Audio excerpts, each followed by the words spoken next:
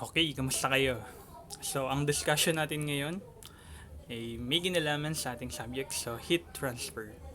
So, ano ba yung focus ng heat transfer? So, ano ba yung mga mapag-aaralan natin dito? So, una na, ay yung different modes of heat transfer, their differences, and application. So, ikalawa, yung mga properties ng iba't ibang bagay. Ito man ay metals or non-metals, yung thermal conductivity nito, at iba pa. So, pangatlo, so dito kukuhanin din natin yung heat transfer rate from one path or from one object to another. Then, isa pa, mapag-aaralan din natin dito yung iba't ibang heat exchanger na ginagamit natin. At panghuli, so different o pag-aaralan din natin yung mga proper size ng mga piping, tubes, and etc. na ginagamit, for example, sa mga heat exchanger.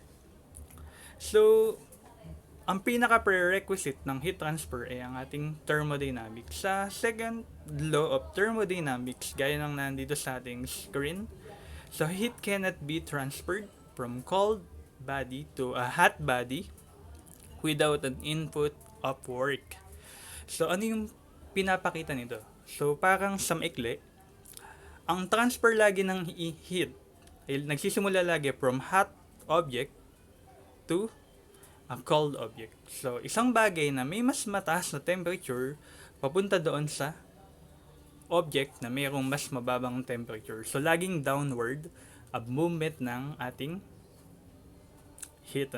So, dito sa ating pinaka-meaning ng second law of thermodynamics, heat cannot be transferred from cold body to a hot body. So, totoo yun. So, kailangan natin ng isang input ng power, either a pump, para mangyari yan.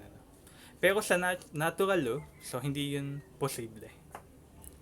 So ano ba yung mga mapag-aaralan din natin sa heat transfer? So ito yung mga ilan sa mga problems na isa-solve natin, pag-aaralan natin. Sa una na, heat loss through a thermal insulation on a steam pipe. So, dito sa diagram natin, mayroong isang piping. So, sa piping na yan, imagine niyo mayroong dumaraan na medium, either liquid or steam. So, yung liquid na yon mataas yung temperature niya.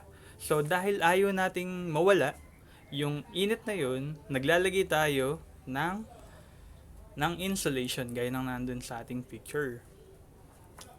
So, ang pinaka-problem dito, ano yung pinaka-suitable na insulation na pwede nating gamitin para mas maiwasan yung heat loss.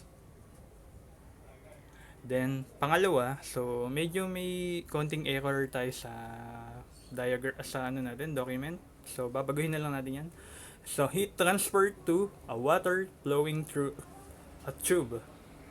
So, mapapansin nyo naman dito sa second example natin. So, meron tayong piping.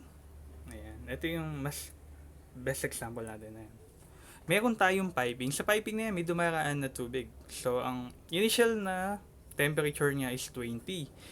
Then, sa outside ng piping, merong nakapalibot na saturated steam na meron siyang temperature na 100 degree Celsius. So, ang tanong natin dito, ano na yung magiging final temperature ng water pagkadaan sa piping na ito? Then third, so heat transfer in an electric furnace. So dito sa diagram natin, meron tayong electric furnace. So, ayan. So yung electric furnace na ito, ayan, nasa screen.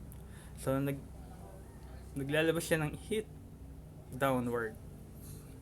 Papunta dun sa ating given example, sa merong isang rolling o dumadaan na isang metal strip, either steel strip. So, ang purpose naman ito is painitin yung metal strip na ito. So, yung electric heater na ito is nagbibigay ng heat doon sa ating metal strip. So, ang pinakatanong natin dito is ano yung pinaka heat transfer rate ng electric furnace na ito. So, yan lang ilan sa mga problem na encounter natin sa heat transfer.